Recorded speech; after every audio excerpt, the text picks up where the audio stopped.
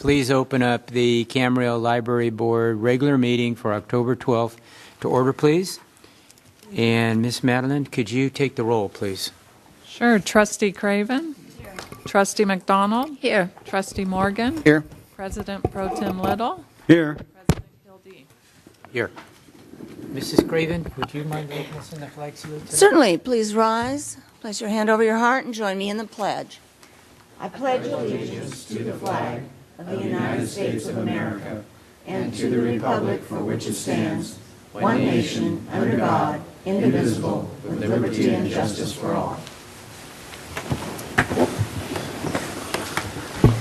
Amendments to this agenda? No amendments, Mr. President. Any public, Mr. Little, any public comments? Okay, let's go down to item 3. It's the consent calendar. Move the approval of consent calendar. Second. It's a motion I'll to withdraw. approve, and it is seconded. So without further ado, please. That passes unanimously. No departmental items. Are there any comments from staff about the library today, Mr. Petropoulos? There are no comments, Your Honor, but Mrs. Rolfe is here if you'd like to have her speak. Okay. Is there anything that anybody like to say, or how are I would like, welcome? Thank you. I have. Thank you very much for inviting me to speak to you today. I have nothing specific to add to the report that was submitted to the city and to the library board. It's wonderful to be back and continuing to learn as I grow in the role of library director.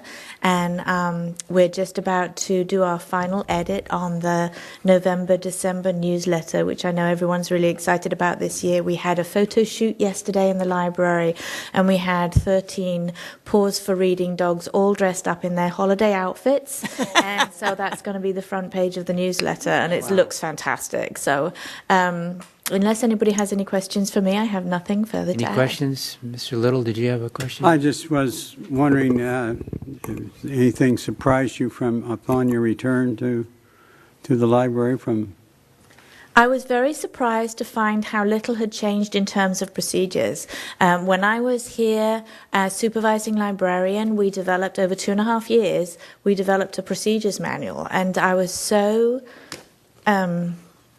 happy to find that almost everything, especially to do with circulation and schedules and things like that, in the way the staff is working, has not changed. So it must have been that when I left to go and be library director at Moore Park, I had left a really solid foundation. And so that was wonderful to come back and see that things were still working and still smooth, and people were still having wonderful customer service opportunities at the library, at the desks.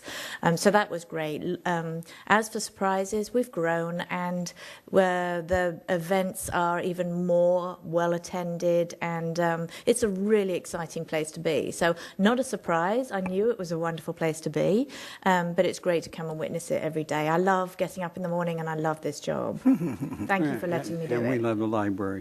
Mr. Morgan? Thank you. You know, what's funny, this is for all of us, not just you, but at the League of Cities conference we just had, I had one lady from Santa Barbara said, "Oh, you guys have that beautiful library." And so that was a good comment for us. Lovely. How many library cards do we have out now? Do you know? I think it's around 75,000. 75,000. Still growing? It's still growing. Those might not all be active ones, but those are the ones that have been issued. Good. Great.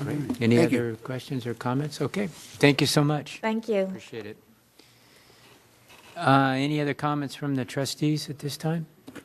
Okay. With that, we're adjourned.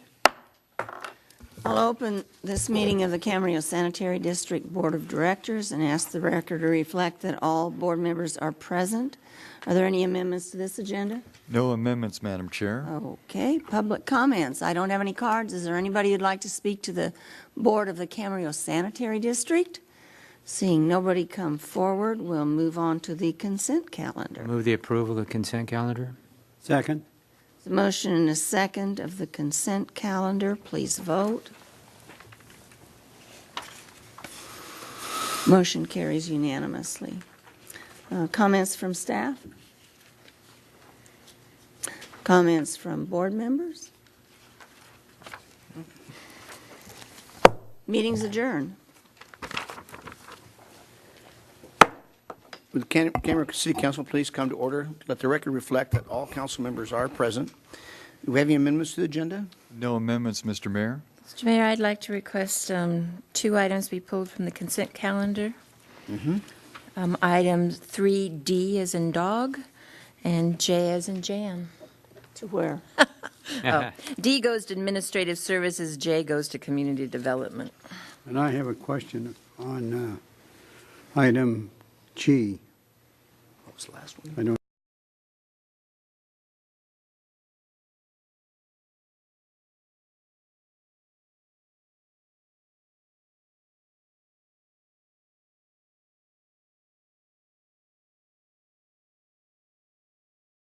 Where does it go? Community development. Where does Jay go again? I'm sorry. Community Community development. development. Got it. Okay.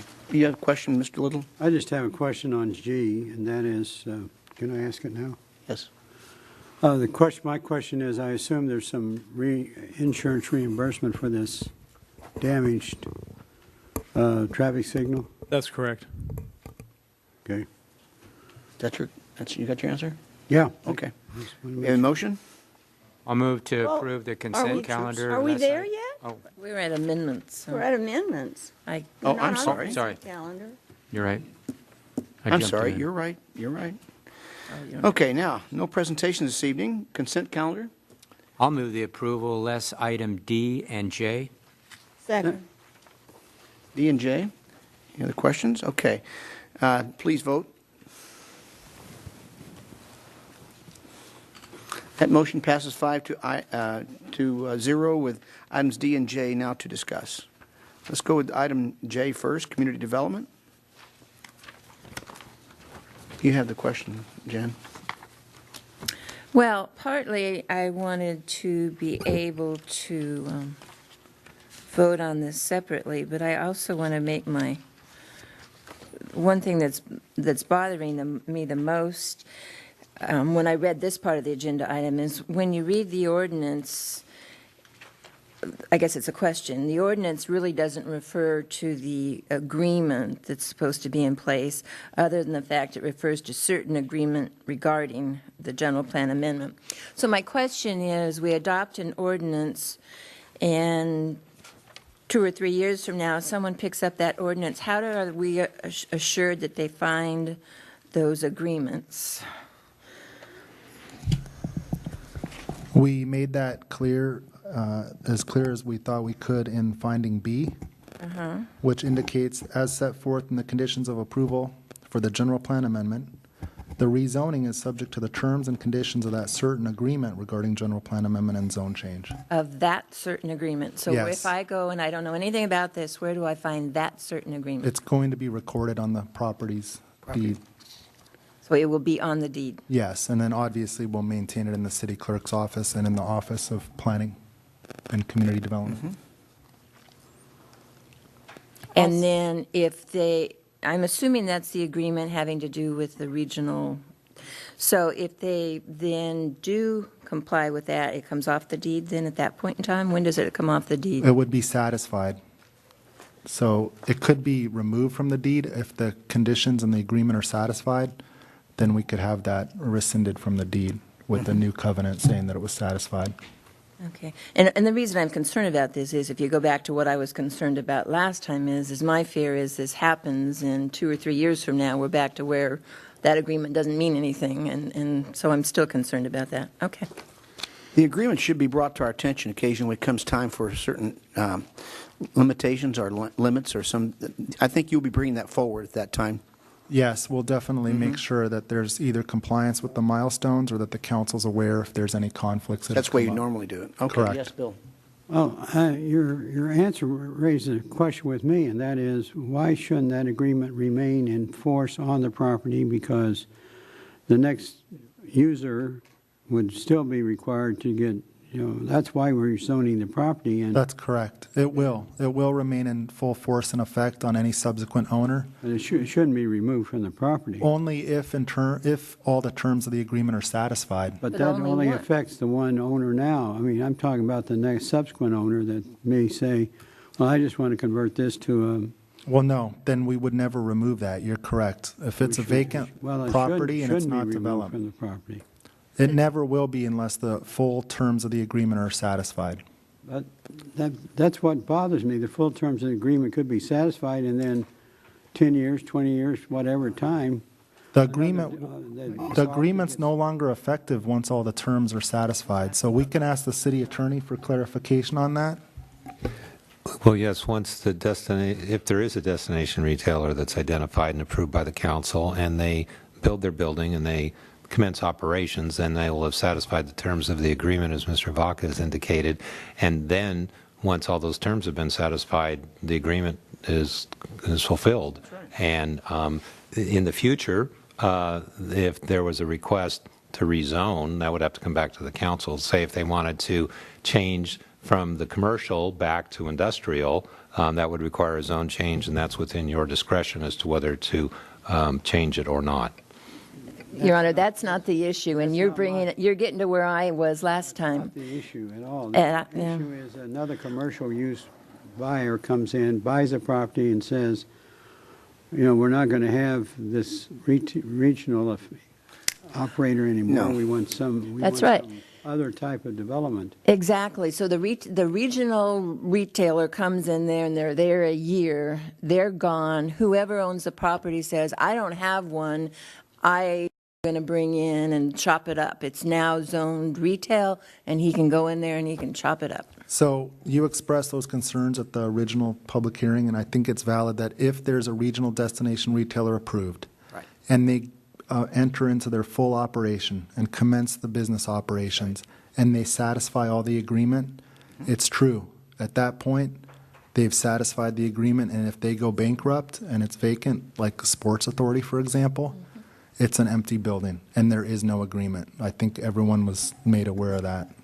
Well, it seems to me that we're rezoning property, though. It's not a question, I mean, sure, we're going to enter into an agreement with some developer on this, but we're really zoning the property, hopefully, to have a regional retailer there far longer than perhaps the first initial owner, and it seems to me we're exposing ourselves down the road to some uses, some retail uses that we perhaps don't want to have. That's correct. That's like most of our commercial development doesn't have any agreement tied to the zoning whatsoever. No. And so we develop property with anticipation of an intended use, like a Hagen's, for example, and then the company goes away, and then we have a vacant building until another tenant comes in and occupies that space. That's part of the natural course of urban development. I think it's part of life of business. Because yes, we do build it. We like what we see. We want it to be there. Then it goes away after a couple of years because they went bankrupt, yes. But we got what we wanted in the first place. You know, and hopefully there's not that many of them are going to go bankrupt. I was going to say, Your Honor, let's not doom this project before it gets started with everybody talking about this company going bankrupt. That's crazy. I mean, I have not heard in any rumor mill that they're going to go bankrupt. So we don't know who they are. I don't know who they are, but I haven't heard. I mean, I think we're being very pessimistic about this. I do too. Well, and I'm going to say one more thing, and then obviously I'm going to vote no on this, but it wasn't, at least in my eyes, that we were going to rezone this to be commercial no matter what, just commercial, just industrial commercial. That was not the purpose of this. And I'm not personally willing to take the risk to, particularly when right now we don't know who that occurs, although we're supposed to be able to approve them. But to me, in the future, it's that future that I worry about. And if this was a piece of property that you wanted to be commercial, it wouldn't bother me so much. But the fact that it was something else, anyway, that's Your Honor. Can I make a comment, please? Kevin? Joe, is there a way that we might be able to put some sort of a safeguard in this for this type of an issue here? I mean, we're all looking at what we think might be the regional destination retailer, however, the approved agreement is our safeguard at this point, and so it has certain milestones that they must satisfy. I should add, Councilmember Kildee, that the council does have the authority under the agreement to approve the destination retailer. So the council, in its discretion, can either approve or not approve the destination retailer that's presented. But it's only the first one. Well, yes, but I think as Mr. Vaca has indicated, I don't know that we can legally forever require that there be a certain type of retailer there. Our zoning is commercial, and that's what it is. What we've done here is actually provide a benefit that's not always available to the city, which is to approve at least the first user of that building. Many times when property is rezoned, it's commercial, and it could be any user. And with the benefit that the agreement has, that I think was addressed at the last meeting, was that at least the council's got the opportunity to approve or disapprove whoever the proposed destination retailer might be. Your Honor, Yes, Ms. Craven. I move to adopt ordinance number 1130, reading. And this includes a reading of the title, I guess. Do we read it again? There's no need to read it again. And waive further reading of the ordinance. You have a second? I'm going to second it, put it on the record, because this can happen to any business that comes into town that's big. What if Oaks Mall went bankrupt? Yeah, they'd have one sitting there. But we're going to be able to look and see who we want when they bring it here, too. I don't think we're going to put in a schmuck. We're going to allow that to happen. But you can't depend on, say, things are going to go bankrupt. That's kind of like looking negative every time you look at a project. This is totally different. Every time you look at a project. Oh. And this is one, anyway, we have a motion, a second on the floor. Any other comments? Please vote. That motion passes 3-2 with Ms. McDonald and Mr. Little saying no. Okay, we have item number D, administrative services. That's yours, Jen. Well, Mrs. Holman is coming on. I will say that this item before you is a housekeeping item. The city was informed that the part-time, seasonal, and temporary employees were no longer eligible to participate in our existing 401A plan, and that they should be offered the 457 PTS plan, and that is what is before you tonight. There are no additional costs, and the city's contributions are the same as they were with the 401A. My question is, can the city, and I honestly don't know the answer to this, can the city now have some employees under our PERS or our retirement, and then have seasonal or temporary employees, another class of employees who are under the Social Security retirement system? Right now, the city does not participate in Social Security at all. But can we? Can we? No, you'd have to enter into a 218 agreement, I believe. But can and I you- don't think we could do that anymore. No, I know you can still do it, but I don't know if you can split it. And that's the piece I don't know. And the point I'm going to make with this is I think to do this for seasonal and temporary employees is absolutely ludicrous, because if you read the agreement, when they terminate, anyone who has a balance under $1,000 has an automatic distribution.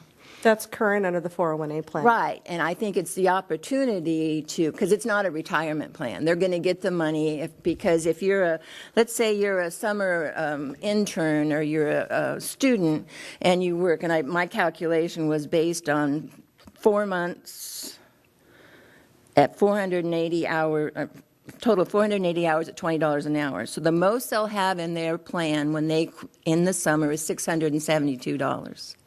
So it's not a retirement plan for them. They're going to get the money. Now they, I suppose, could roll it over into an IRA or something else, but it just seemed to me that it really, to say it's a retirement plan, it really isn't.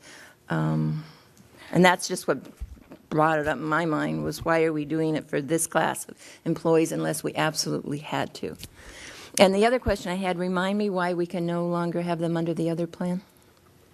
Well, when we did the restatement of the 401A plan earlier this year, Sal Cortez, our representative, indicated to me that our part-time employees that are not part of PERS needed to have a Social Security replacement plan, and the 401A plan was the inappropriate plan to have at that time. So we've been researching this 457 PTS plan to satisfy that requirement. The the seasonal and part-time employees are not eligible to participate in PERS. We have an exclusion in our contract, as well as they don't meet the minimum number of hour requirement.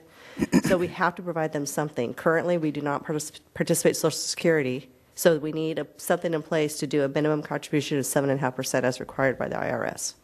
And do we know for sure that we can participate in the Social Security program? All the documents that I pulled regarding the 218, right now, we cannot. And you did check? I pulled all the documents. I'd have to review them again, but as far as I know, we would have to either opt in. I'm not real comfortable with this part of it. If Misty or Brian are aware of the 218 agreements with IRS, I'd be happy to have you step in. Well, hang on a second. I am not familiar with that. Okay. I only know enough about it to know that it exists and that you can split it, but I don't know all of it. I apologize for that. But yeah, I guess if you can understand my point is we're putting them in a program that they can't even stay in because at the end of the summer you automatically have to distribute the funds out. Right. At $1,000 minimum, once they put, and that's somewhat new, and once that's there, that minimum balance you have to have creates almost a nothing. But can be again, combined later. This is the same Yes. program that the 401A has as well. Right. So every That's right. time they leave, it's the same thing. It's an automatic distribution. And I always thought that was wrong for us to be doing for part-time employees because they're in and out, and- Well, we have a law, though, that says we have to do something. Well, of course you do. And the 457, isn't that called, I mean, it says not retirement. Isn't that kind of it's not a retirement, but it is kind of a retirement plan? Because you're putting some in, we're putting some in, and that to me is kind of like a retirement plan. They advertise it as a deferred compensation plan. Yes, that's right. Like a 401k plan. So, Mr. Mayor? yes. I'm not sure we want to open the door to Social Security here. Not either. First of all, the amount that's required by the employer is significantly more than 7.5%. No, it's 6.2 because you have to share it. It's actually less money for us. So the employee, but in this case, you're taking the money out of the employees to do that.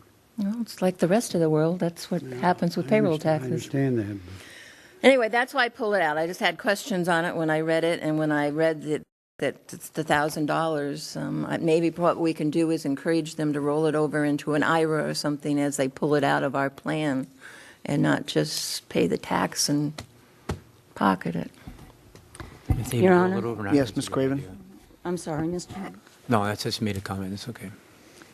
I'm going to make a motion to adopt a resolution approving the establishment of a 457 PTS deferred compensation plan effective November 1st, 2016 for seasonal and temporary employees. Second.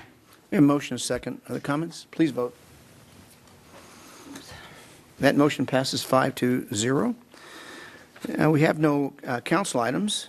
Finance, Public Works, none. This is going to be a quick one, folks. We're going to, what time is it now? We have one person here for a public comment card. I don't want to see him have to come back later. Can we have them speak now? She's been here in the evening meetings later. Let's ask if she's planning to come back. Are you planning to come back this evening?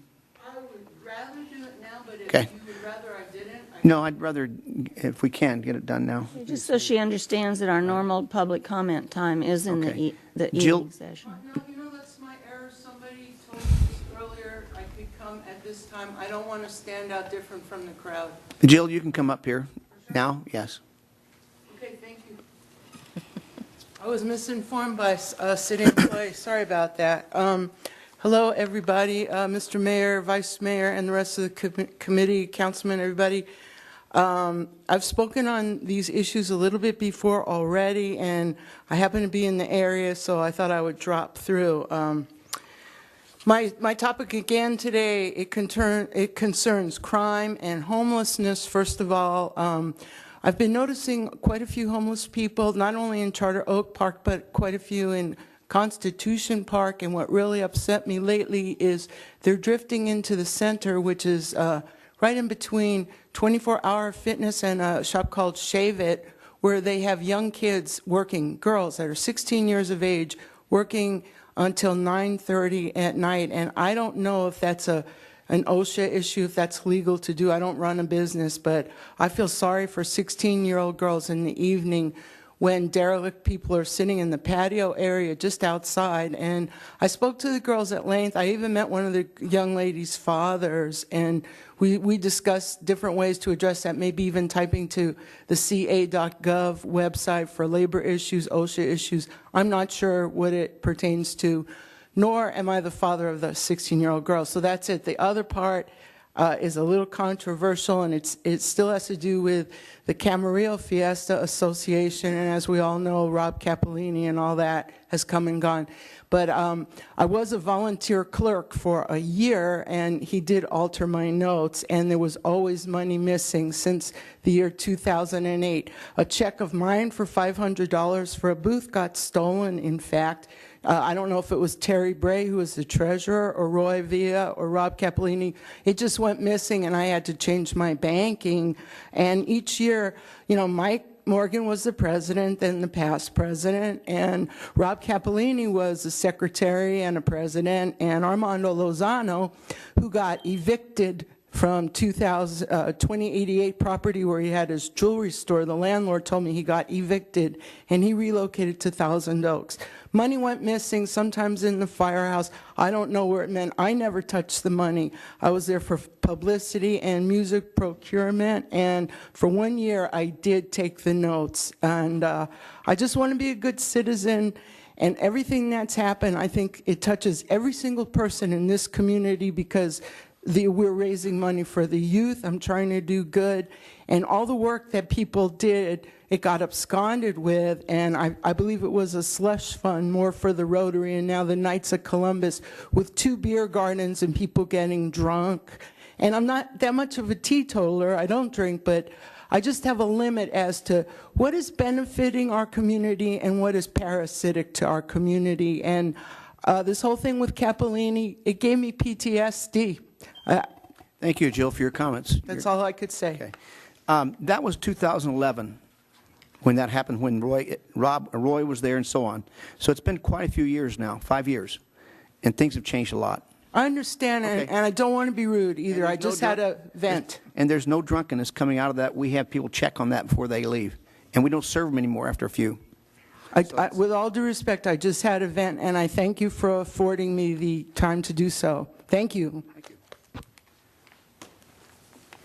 Okay, now we have, we're going to go to a study, not a study session, but what? Yes, the study session. Yeah, we're going to go to a study session now. We're going to take comments from the council and attorney and city manager later, if that's okay with the council. Okay, we will adjourn. We'll see if council please come to order. Let the record reflect that all city councilors are present. Could you please stand? Kevin, could you lead us in flag salute? Put your right hand over your heart. Ready, begin. I pledge allegiance to the flag of the United States of America and to the republic for which it stands, one nation, under God, indivisible, with liberty and justice for all.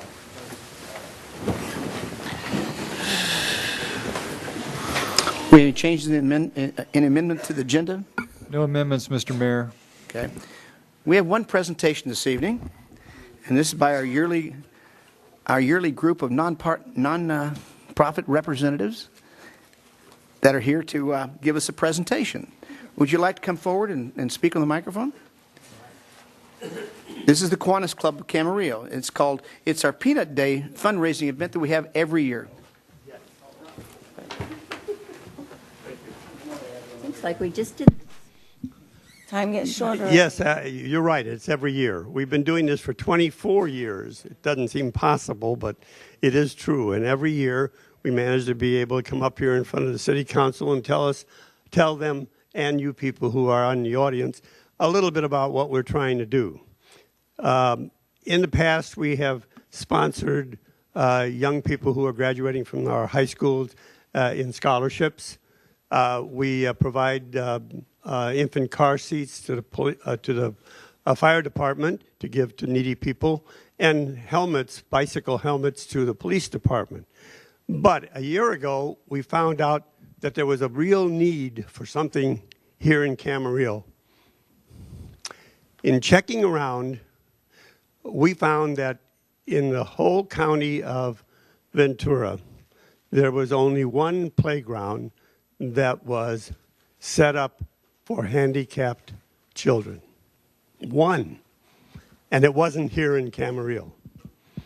So we decided, gee, this is an area that maybe we can do something about. So we got together with the Park and Rec, or the Recreation and Park District, to get it proper, and they got interested in it, and the Amber Light Lions Club, an adjunct of the local Lions Club, also expressed some interest in it. So we started a campaign to raise money to provide a playground for handicapped children. We broke ground 2 weeks ago at the community center. And within a month, there's going to be a playground where a wheelchair patient can be pushed on, work on some equipment, and have a good time. And a parent who might be wheelchair bound can also participate. So Peanut Day is an effort to get a little more money to provide more and more equipment for that little playground that we've set up. So on October the 22nd, we're going to be out in front of the local markets and in the parking lots, passing out peanuts to people and accepting little donations if they so wish to help us. And that is our Peanut Day for the 24th time. That's what we're here for, and we thank the City Council for giving us an opportunity to tell you about it. Thank you. The Kiwanis Club is not just the Kiwanis Club here, but they also have Kiwans at the high school. And this is where they teach people how to do service to the community, because that's what it's all about. And you have to maintain a B average, because I remember I had to do that. But you have organizations that are throughout our community that do things like this. And we're proud of all the volunteers we have, especially you guys. Now, all you guys out there that came here, that especially you candidates, pull your money out.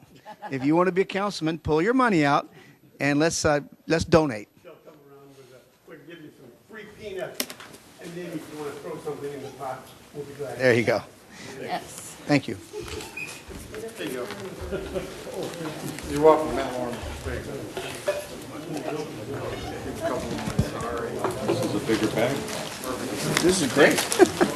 I love peanuts.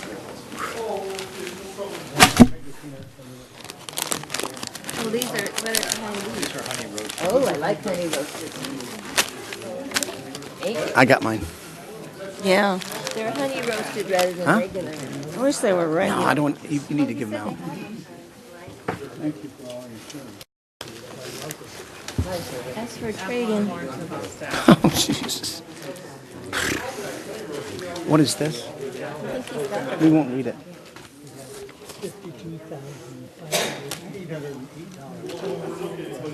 I don't either. That's great. Well, that's okay. I'll take them. Trevor will like them. That's great. Congratulations.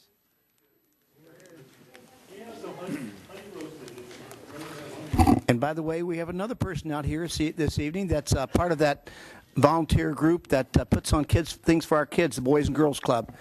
Chris, there you go. Say hi. Okay, Roberto, I don't mean Chris. What am I talking about?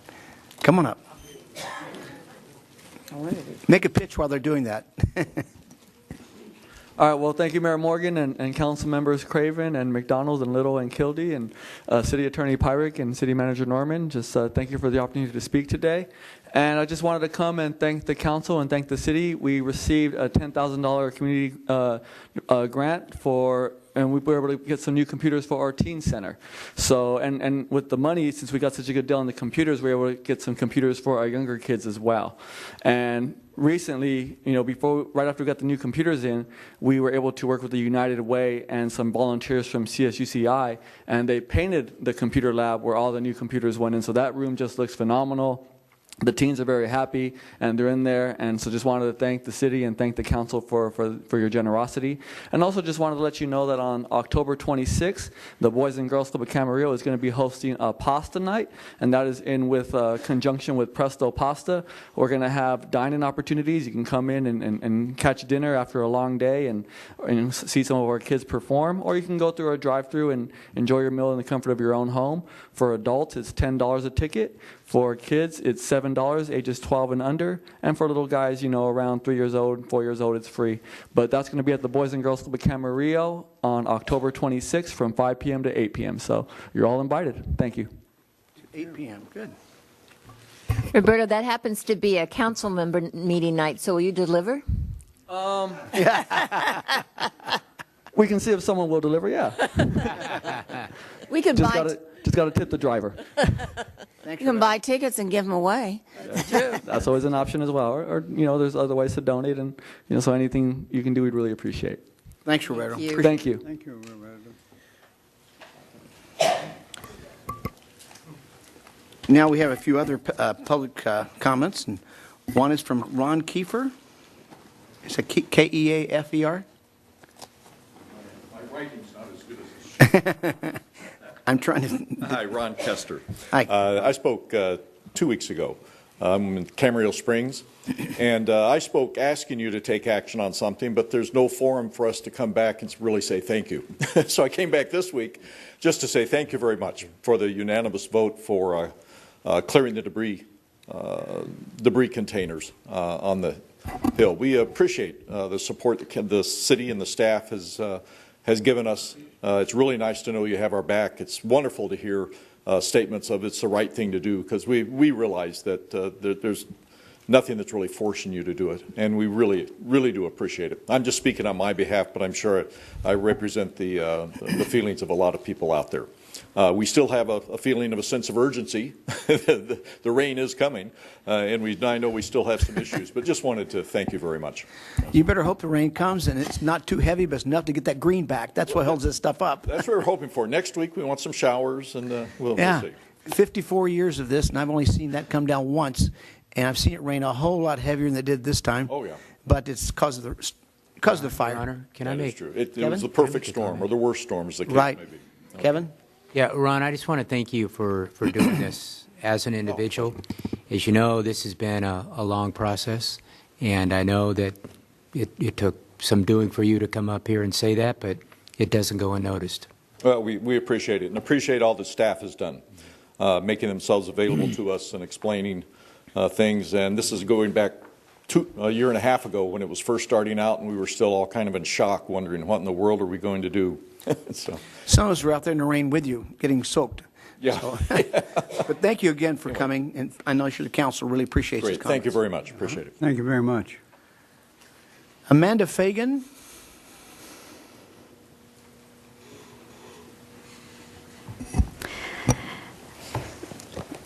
Good evening, Mayor Morgan, members of the City Council and staff. My name is Amanda Fagan, and I'm the Community Planning Liaison Officer for Naval Base Ventura County. Naval Base Ventura County and Naval Facilities Engineering Command Southwest recently completed an update to our Air Installations Compatible Use Zone, or ACUZ study.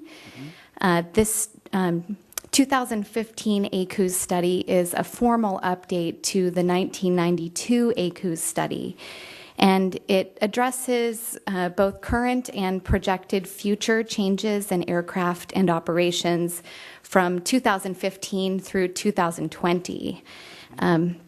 We will be hosting an open house tomorrow evening to provide the public with an opportunity to learn about the Point Mugu and about the ACUZ study. That's tomorrow night, Thursday, October 13th, from 5 to 7 p.m.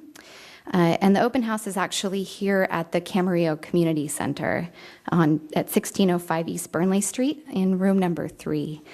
So just wanted to come and share with you that we're hosting the open house, and then we hope to see you and members of the public there. 5 o'clock, you say? From 5 to 7 p.m. Okay. Thank you very much. You.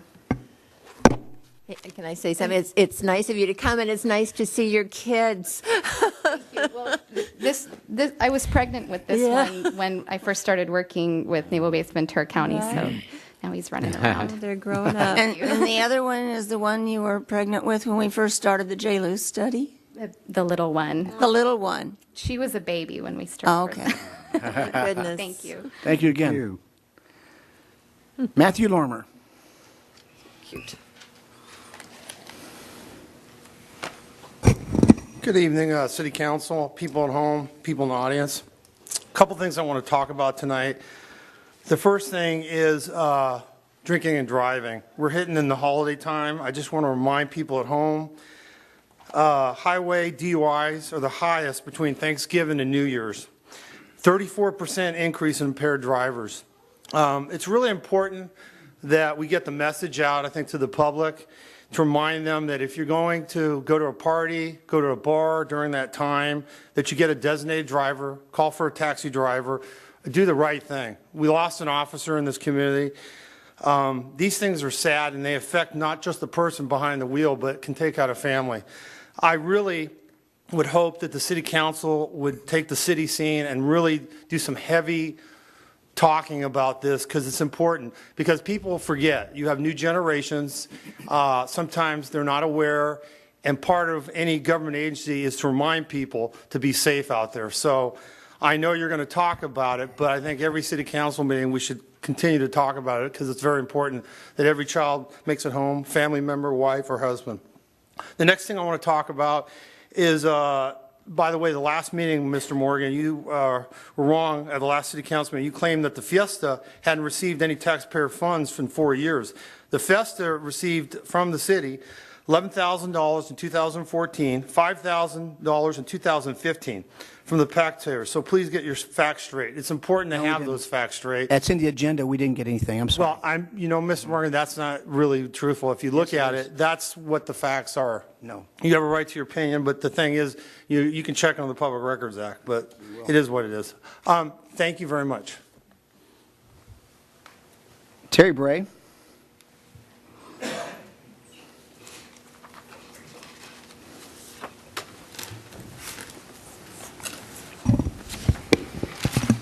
Terry Bray, Camarillo, California, 32-year resident.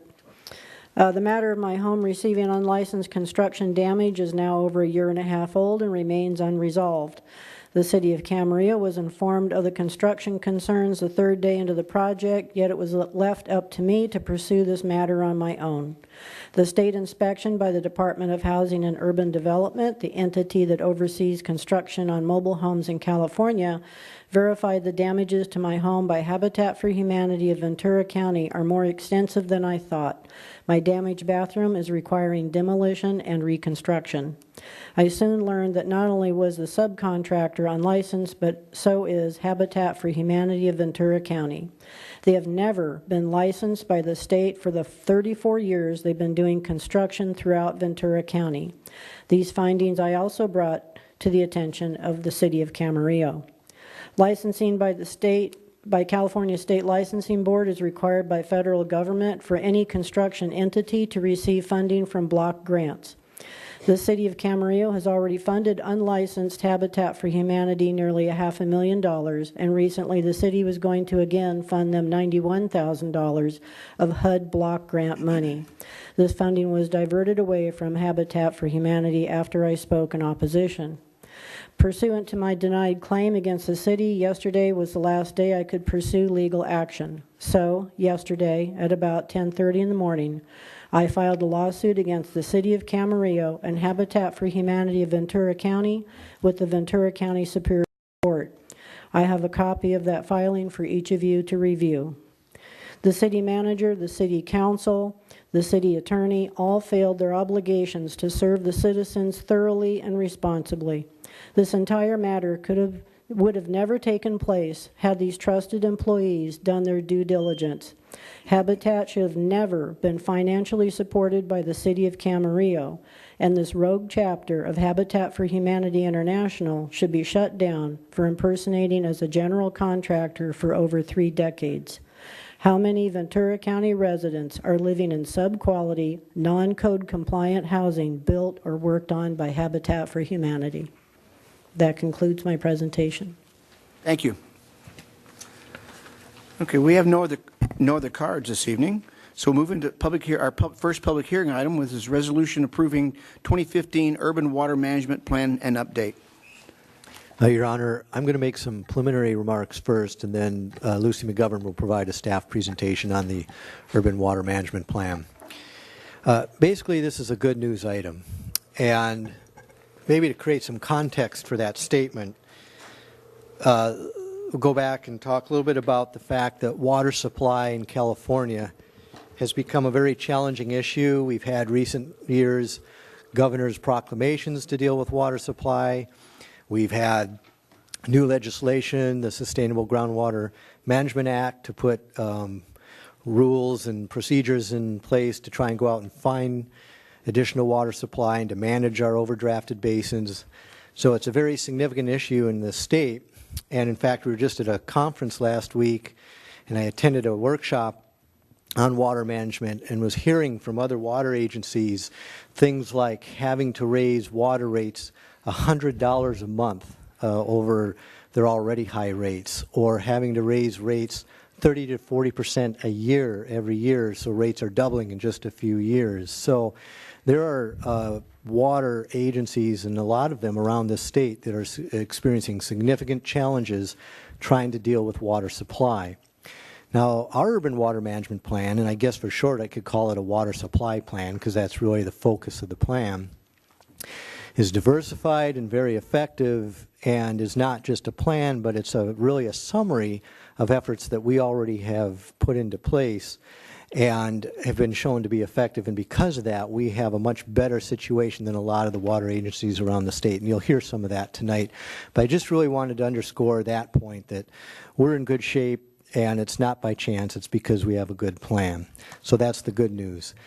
The other part that I wanted to touch on is that normally when we have a plan of this size that's somewhat complex, we would bring it to you first in a study session and spend some time going through the concepts, because to hear them for the first time in a meeting like this can sometimes be a lot of information to digest and assimilate.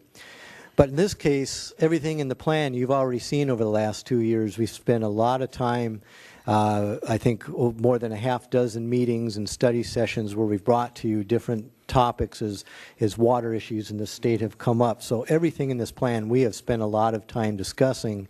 And so we didn't feel we needed to bring it back through a study session, because everything you're going to hear is really just a summation of what we spent a lot of time discussing within the last year to 2 years. And so with that, I'd like to turn it over to Mrs. McGovern to present the plan. Thank you, Tom. Good evening, Mayor and members of the City Council. The item before you is the consideration of approval of the update to the 2015 Urban Water Management Plan.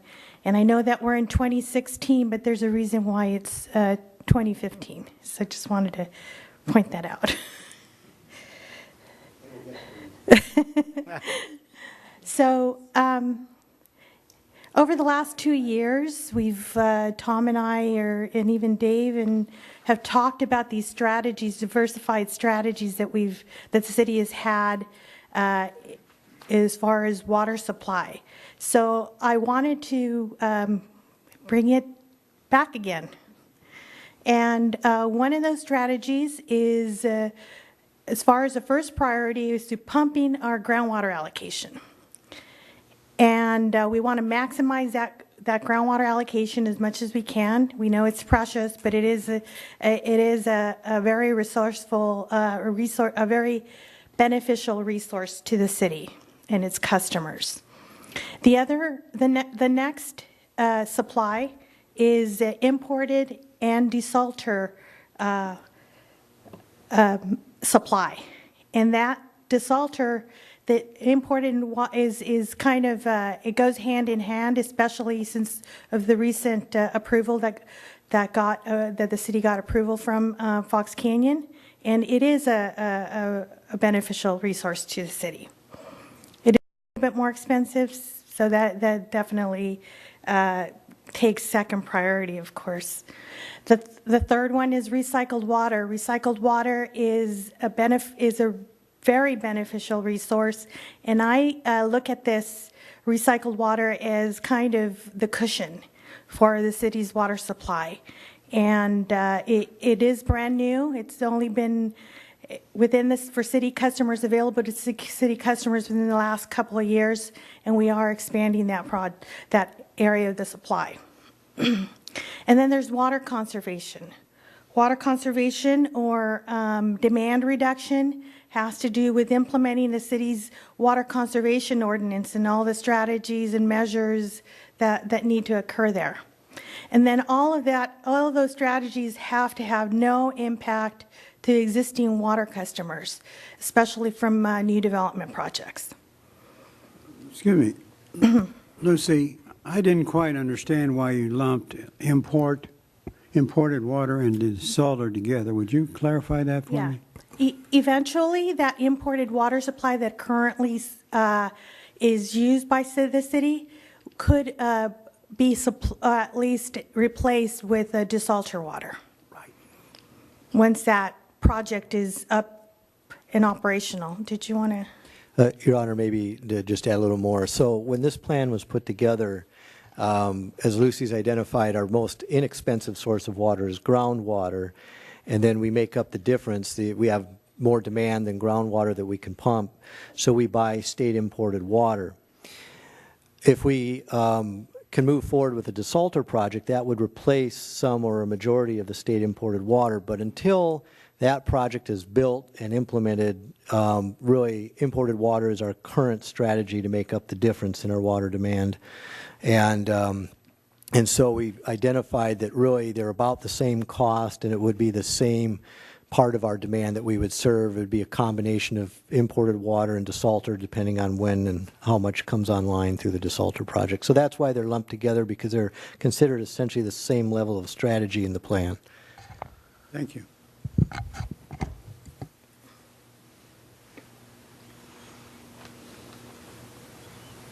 So the city's water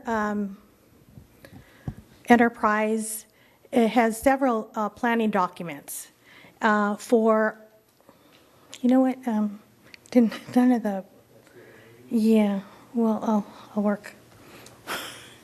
So the capital improvement program is actually fed by, and actually some of the recommendations coming to develop the capital improvement program is the city's water master plan and the city's recycled water master plan. So a lot of the projects that the city council approves as part of the capital 5-year capital improvement program, that gets originally generated through recommendations from both of those plans.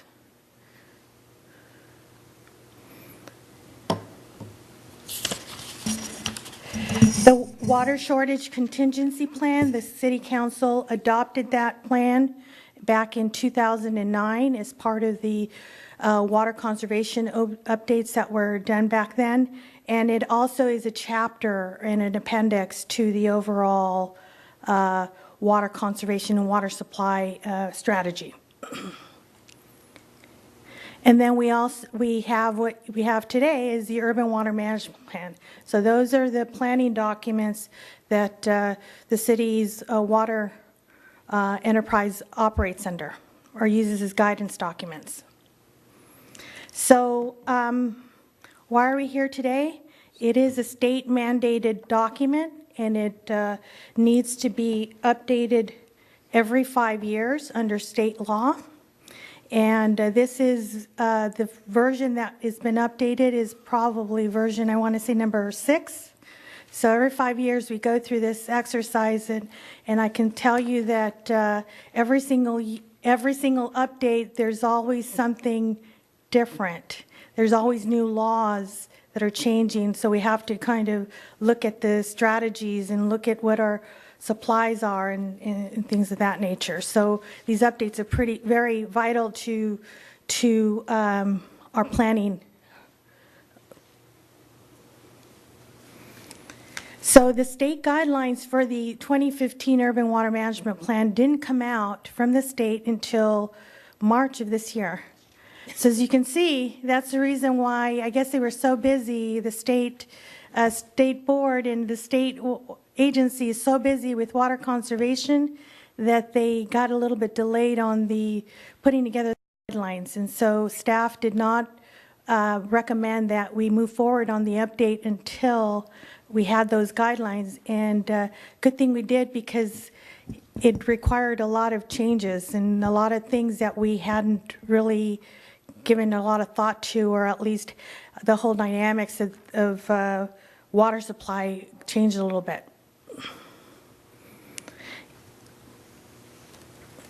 But the good news in that is that none of those changes or the guidelines have required us to do additional efforts than what we've been what staff has been talking to you about in the last 2 years. So all of the discussions, there's been probably half a dozen discussions on water over the last 2 years, and all of those has been almost leading to this point where we've been actually had to compile all of the information into one document, and that's the document that you're going to be considering tonight. So this next slide is going to be just going over each one of the chapters required under the guidelines. I'll just briefly put a summary to it, summarize it. And the first two sections in the document, which were included in your packet, is and was available to the general public and local purveyors in the city's website. So the first two sections of that document is a general overview and plan preparation. What are the major components under the state that are required? One thing I forgot to mention is the reason why this whole plan is also so vital to us is because unless we update it and we have the most current up-to-date document, we are not we don't become eligible for grants or loans from the state unless this document is certified and approved by the State Department of Water Resources. So that's the other reason why it's critical.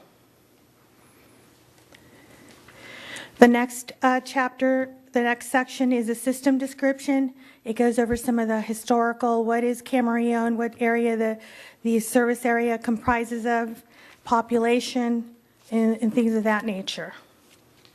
Section 4 is targeted towards the discussion on compliance with SB X 7-7, which is a mandate that would have got approved by the state legislature maybe 5 or 6 years ago, requiring all urban water use to be reduced by 20%. So that section in the document goes through the methodologies and what baseline the city is going to be working under to get to that 20% reduction by 2020.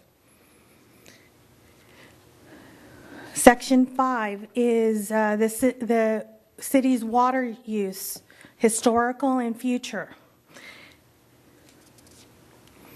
Section 6 is the section on water supply. How much are you, you're identifying what kind of water supplies are available, how much are you actually going to be able to meet your water use.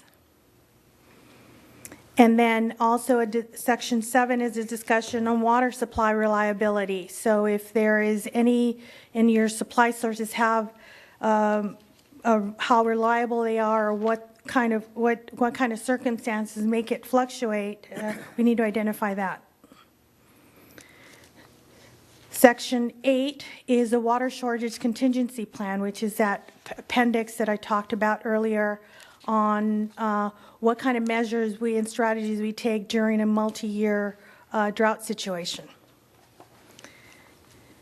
And then the last one is what are water demand strategies. So for example, we have to identify that some of the measures that we take towards reducing our water demand, which could mean, for example, tiered water rates or water conservation ordinance, and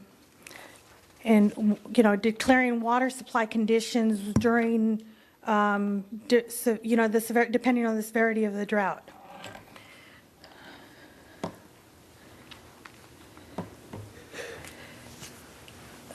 So this table has got a lot of information, so over the next coming slides, I'm going to be going over each of the lines.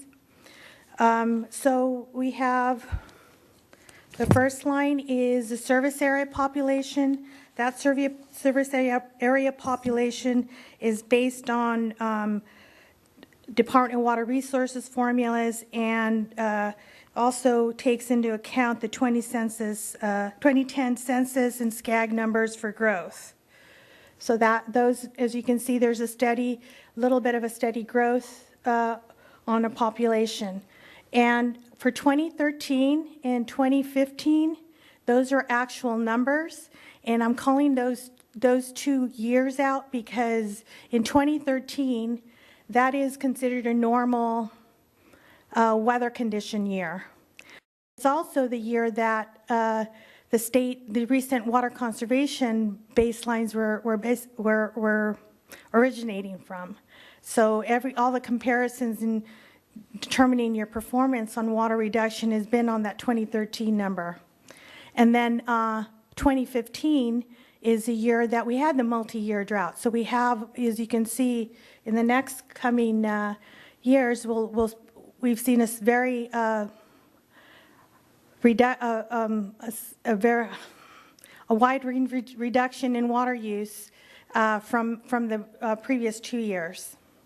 And as you'll also notice in 2035, that number does not come up to what the pre-2013 numbers. So I'll explain that a little bit in the next coming slides.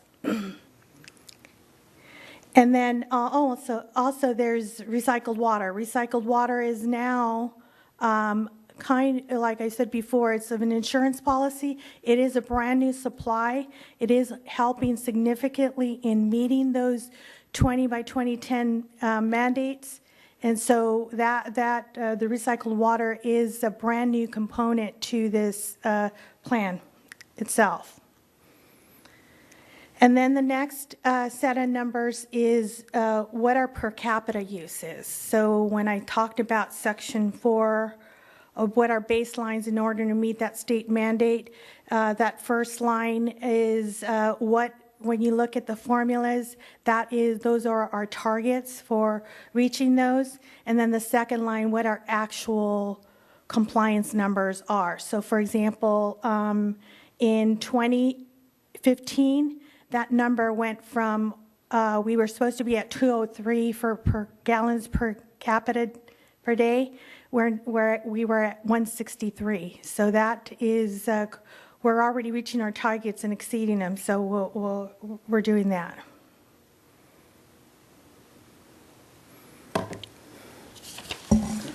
I've got a comment, I guess. I think that's a superior record of what this community and our water customers did in 2015 when called on. And I'd like to see us publicize those numbers a little bit to let them know and commend them for that. Okay, we'll take that. Thank you. Make sure you publish it, if you do, in a way that John Q. understands it. Yes, we'll do that. Okay. So, Go ahead, sorry. When I said that the long-term water use is still going to continue to be below the 2013 numbers, it's because of permanent water conservation mandates that the state has imposed.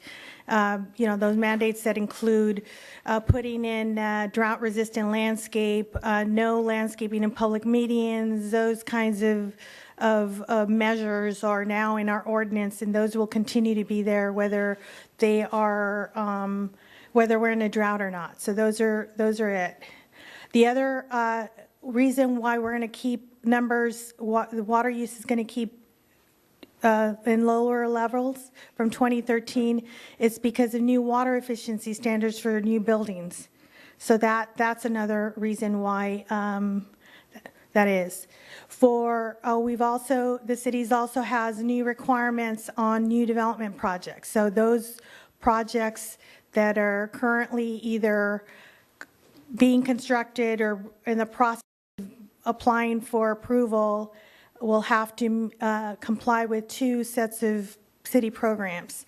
The Water Demand Credit Program, which sunsets in about 2 or 3 years, and then we've got the long-term Water Demand Offset Program, which ultimately means that as a project applies and comes online, they have to bring their own water supply and have that water supply transferred to the city in order to meet the demands. And then there's recycled water. Recycled water will continue to be a valuable resource in the city's water portfolio. So that'll continue to help meet that demand and keep the water use lower. And then, of course, there's the voluntary water conservation efforts that the city council and the residents, the water customers will continue to move forward on.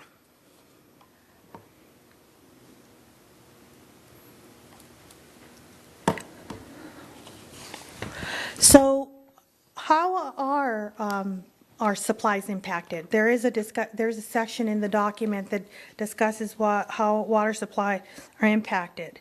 So groundwater is impacted, the groundwater supply is impacted when we have to reduce pumping our allocation, the city's allocation, because of the Fox Canyon wanting to meet some sort of sustainability levels. So that's a reason why that source could be, its reliability is impacted. The other reason is water quality impacted by foreign water. So water quality impacted, we have 2 wells currently that are impacted in the northeast area of the city, and that groundwater reliability also has an impact. Imported water is impacted by legal and environmental constraints. So, for example, maybe back in 2009 when the federal judge was trying to protect endangered species and limited the amount of water coming to Southern California, that definitely had an implication in our deliveries of imported water and definitely increased the cost of it. And then, of course, there's also a climatic fluctuation. So if there's no significant snowpack into the Sierras, that the amount of water coming from the state could have an impact on its reliability. Lucy, there's one other thing I'd like you to add to that, if you could, in the future, is that every trip you take and go through these seminars on water with MWD, they're all predicting that one or more of the Delta islands will break in the next 30 years. It could be next week. It could be any time. But that would halt our water from 3 months to 3 years coming up the aqueduct. That's very, very important thing to keep into consideration. What would we do without the aqueduct water for 3 years? Is that the environmental? That would be under, Better have a desalter. be under climatic too. That's the biggest one. So I'm almost finished. I wanted to remind you again, I started with this, what the city's strategies are, and one of those strategies is pumping groundwater. It's almost like having a test at the end of all this, right? Imported and desalter is imported water supplies and desalter supplies are also vital strategies to serving the customers in an environmentally safe and a cost-effective manner. Recycled water is definitely a valuable resource and a major part of the city's portfolio. And then there's also the water conservation. Water conservation is also it's a way for us to reduce demand. And overall, there's no impact to existing water customers. So that requirement or that regulation in the city's ordinance definitely has an impact in, or at least is part of the city's water portfolio. And with that definitely is all of those strategies, the foundation of the city's planning documents. I just wanted to point out that, and it does meet all of the city's goals and objectives, and wanted to point out that the urban water management plan, if it is approved by you, is a way to memorialize all of these strategies and all of these efforts that have been, the city council has been thinking about and approving and supporting over the last couple of years. And then one final point is there were some edits that need to occur in the document, and they will be reflected in the final document before it's sent over to the Department of Water Resources. Just wanted to point that out. It does not change the contents or of the document itself as far as significant, we're not changing numbers or anything. It's more for clarification of some of the text that's in the document. We'll be adding Mayor Morgan's point about the delta, those kinds of little things that that'll happen in the final document. I have a question. Questions, Bill? That concludes my presentation. Okay. This recycled water portion of it, and I think that's a very key ingredient. How much are we now recycling, and what's our capacity to reach if we were to do you understand the question? In other words, how much are we doing now, and what are we going to be doing? Currently, the city produces about 4,000 acre-feet of recycled water. Half of that is allocated to the Mary Smith Ranch properties. So, and those properties are not within the city's water service area. So then there's the remainder of that's available to city water customers. 2,000 gallons. 2,000 acre-feet. Acre-feet, I mean, yeah. A year. So that's today. In 2035, that number will go up to about 5,000. And how much of that are we now recycling, and how much is right going now, down the creek? we're probably recycling, I want to say maybe 200 or 300 acre-feet per year, and it'll go all the way up to maybe, I want to say 1,000 within the city and another 1,500 outside of the city, like to farmers just outside of the city, not including the Mary Smith Ranch people. So in other words, our recycled water will be expanded, will be done. We'll be using all of our recycled water. Pretty much, that's the goal, yes. Good. Do we have any time frame that that's going to happen? Long term, this year. Probably the majority may happen within the next, I want to say, 10 years. Okay. And I've got a question on that one then. We are now, apparently we had some agreements with farmers. And I don't think it's going to take that long to build a line over the farmland and feed that 1,500 acre feet to them a year. Right. So to say 10 years kind of throws me a little bit. Yeah. So you mean the next couple of years we'll be using most of it? We currently have very minimal here within the city. We will be finishing up a construction of a pipeline that will increase it to about 1,000, and that'll increase water use by triple from what we currently serve.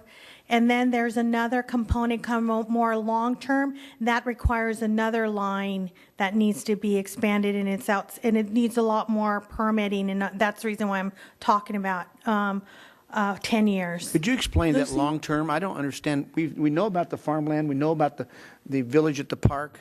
What's the other part? You need to refer to pages 6, 10, and 11 for the chart. Well, I know we've talked this over many times, and I've never heard of that third one. That's long-term. That's long-term. We're talking about properties west of the Callegas tank. If you go along Lewis, Oh, on the other side of Lewis Road. yes, Where we west sell of to- Lewis Road, right. Where we sell to Pleasant Valley Park? Yes. On Pleasant Valley Water? Yes. Good. Okay, that's it. Any other questions? Comments? Yes. Yeah, Lucy, the 20% reduction, is that a fluid number? Is that a firm number from the state? It's a firm number. It's basically, they gave the state gave us 4 methodologies to choose from. The city staff chose one methodology. We have the baseline. That baseline is from 1999 through 2008. And then that is our baseline number. And from there, we actually have to reduce water use by 20%. And we're going to do that through the strategies basically that Yes, are, we're already achieving that, yeah. We're already achieving, the city's already achieving that. and the recycled water obviously is part of that reduction? Yes. Yeah. And that'll be expanding through the years, perhaps, too, as soon as Yes. you can get the infrastructure. Exactly. And Look, targeted users Yes. as well. So what you need to, it's almost flatlining the city's water demand over a 25-year planning horizon.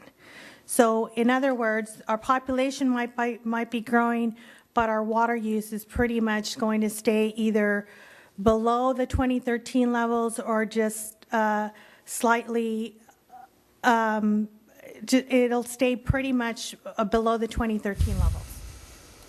And that 20% is something you feel that we can achieve over a number of Yes. years? It's not just Yes. a passing thing, in other words? Yes. We've achieved it over the last year. Well, Mr. Mayor, Yes, Mr. Bill. theoretically, the water demand shouldn't go up because, other than fluctuate from year to year, because if new development has to bring water savings to the table, the growth of population, if there is any, or growth of Exactly. development, isn't going to impact the total demand. Right. Okay. Any Thank you. questions? Any question? Thanks, Lucy, for your report. Okay. Comments? Public hearing. Oh, yeah. I have no cards for the public hearings, but I'll open it. Anyone wish to address the city council on this issue? Seeing none, we'll close the public hearing. And now. Your Honor, I'll move to adopt a resolution approving the 2015 Urban Water Management Plan update. I'll second the motion. We have a motion and a second. Other comments? I just want to say that we have talked water for the past 2 years. Forever. We've talked all of these strategies. We should all know them down by heart. We know what's going to happen, and this is a good way of putting it all together and sending it up to the state. Yep.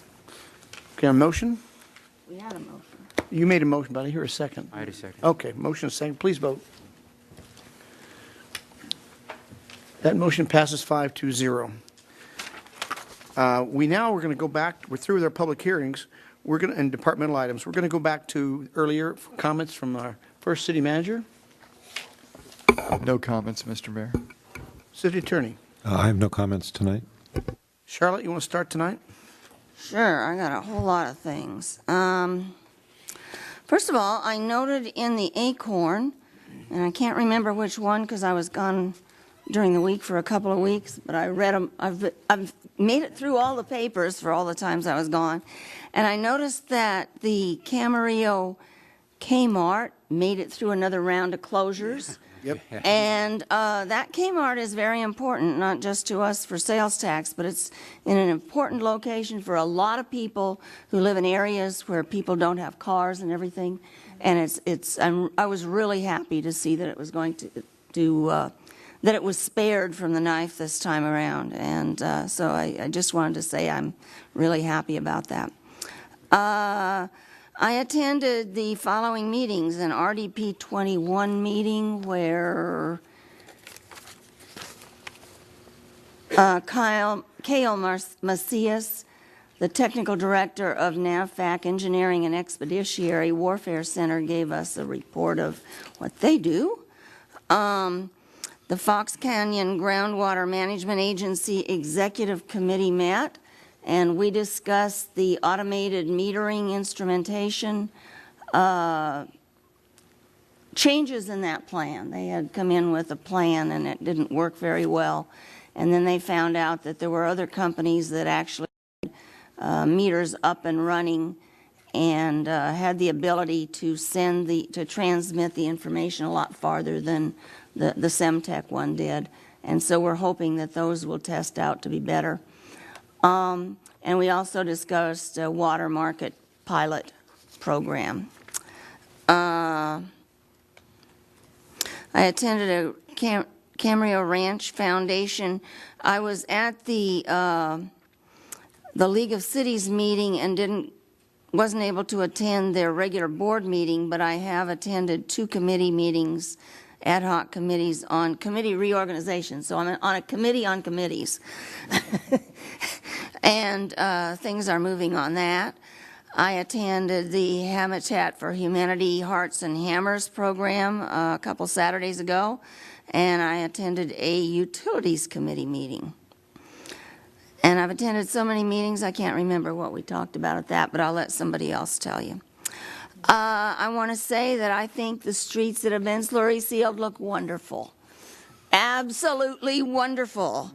And I've had a couple people try to give me complaints about inconvenience, and I've told them that a short time inconvenience is much preferable to a long time problem. So they look good.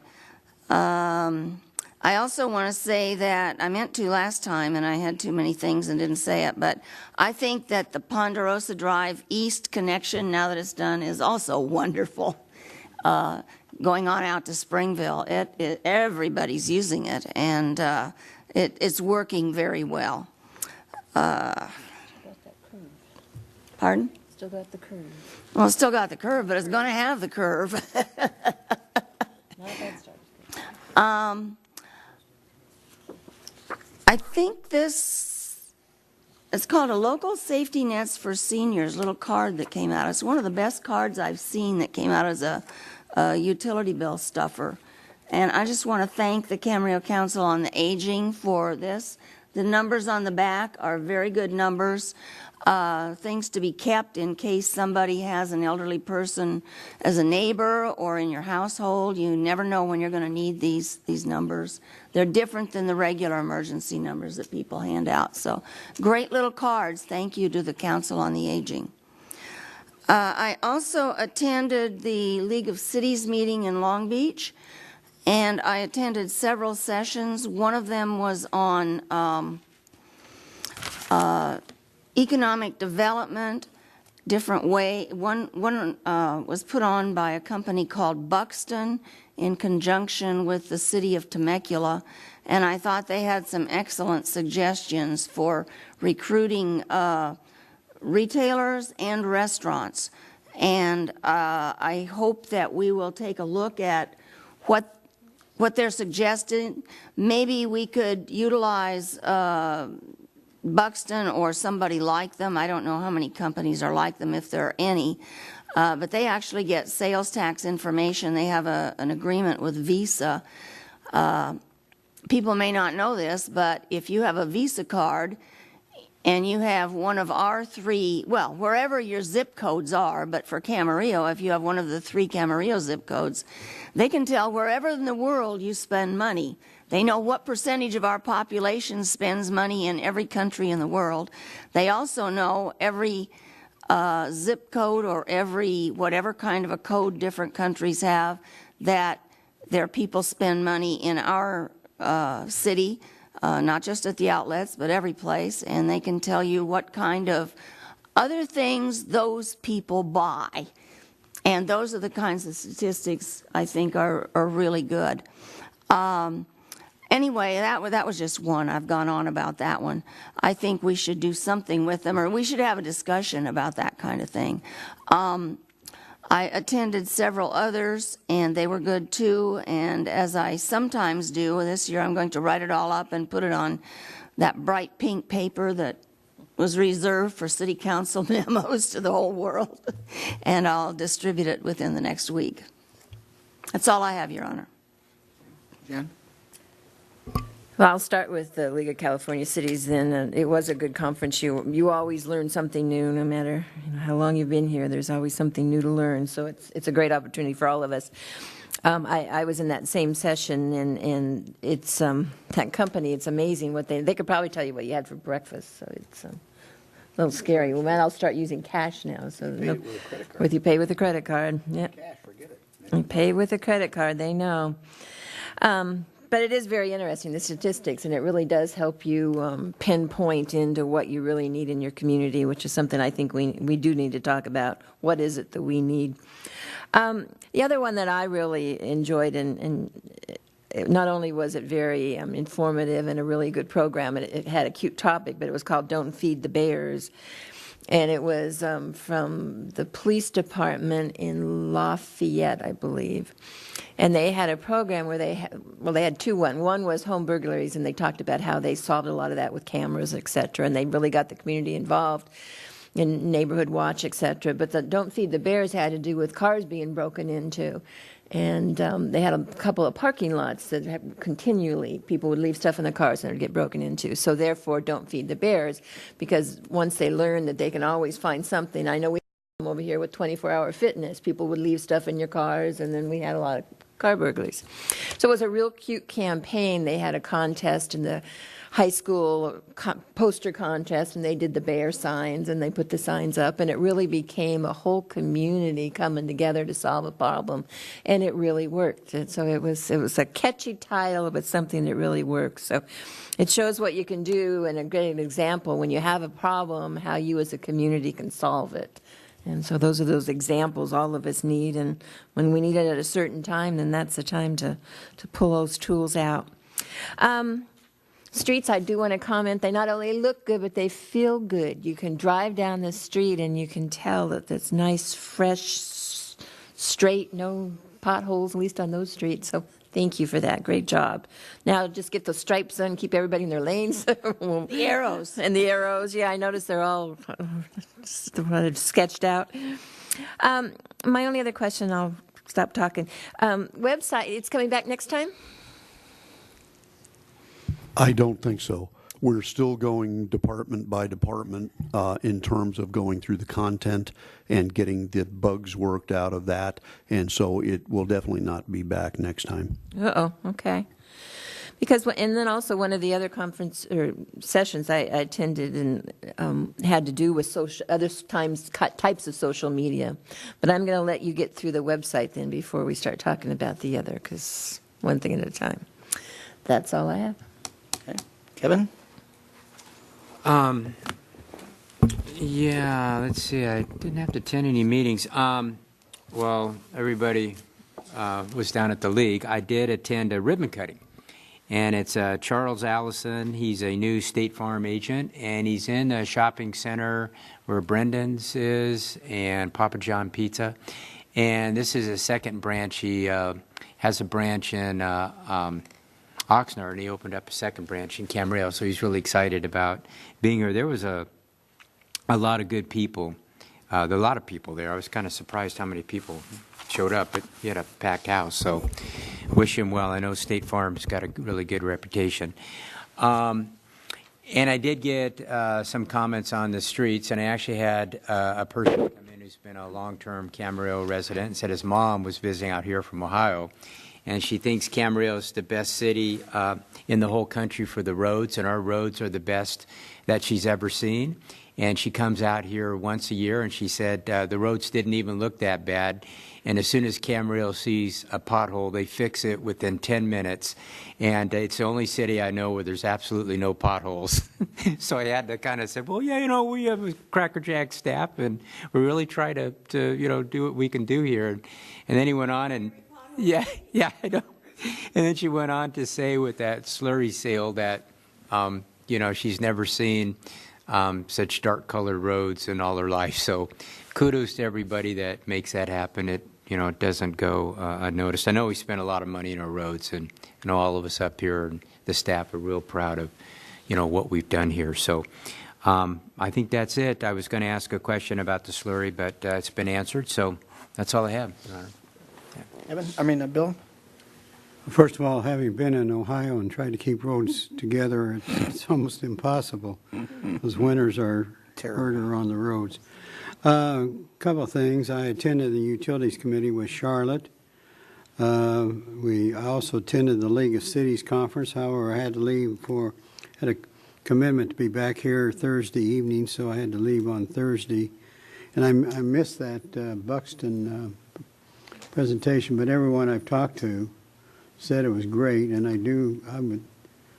support the idea of having a presentation of some sort about it to the council, maybe through a.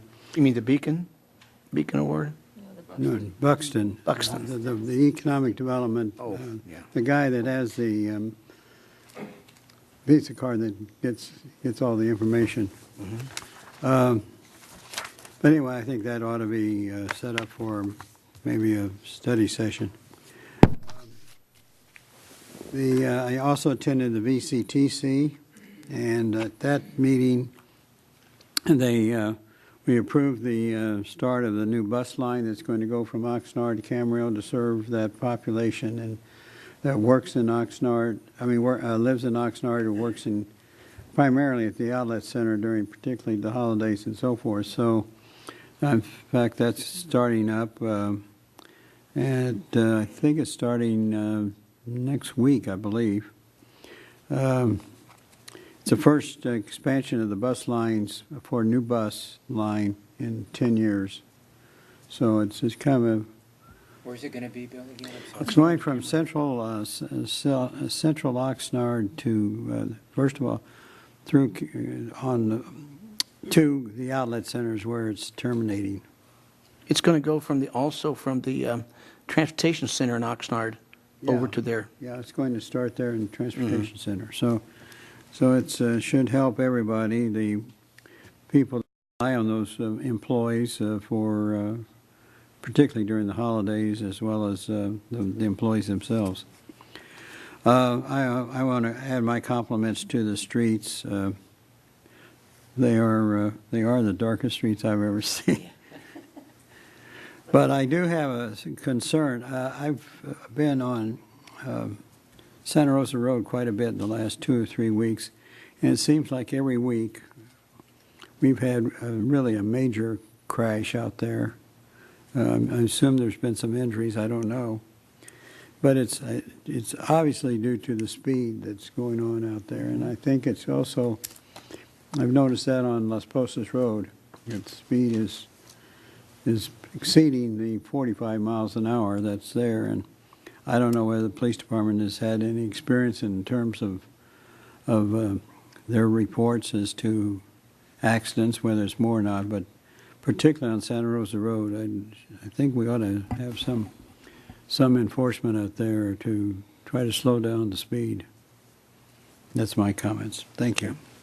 Can I ask a question? Question. Where the construction is? No, actually, it's not. It's like there has been 1 or 2 at the light at Upland and Santa Rosa Road, one down on around Pueblo Vista or so whatever that street is. Yeah, there's been a couple around the project, but they apparently. It's mostly just up and down the street. I think it's largely due to speeding. Mm-hmm. Can I ask a question on that? Do we still have our trailer, our speed trailer? Have we been using? I know at one point in time it was broken, and I assume it got fixed. I can add in on that. Yes, we do. The trailer does exist, and we do work with the PD to deploy that. We've used it in areas recently where we had a complaint in a neighborhood of speeding, and we work with the PD to have them deploy that there. And so we'll continue to do that and look at deployment out on Santa Rosa Road and also Las Posas. Upland's the other one where they just come zooming down that hill. Yeah, Upland is really moving fast, too. Mm-hmm. Okay. Okay.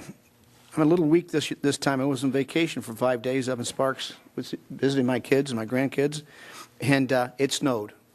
Couldn't believe it. I mean, one night we were there and I hear something going on the roof, on the windows, and it was snow. And that snow turned into ice. So next morning we had iced lawns, iced car, but it was kind of fun to see some weather. And then went all away time we left.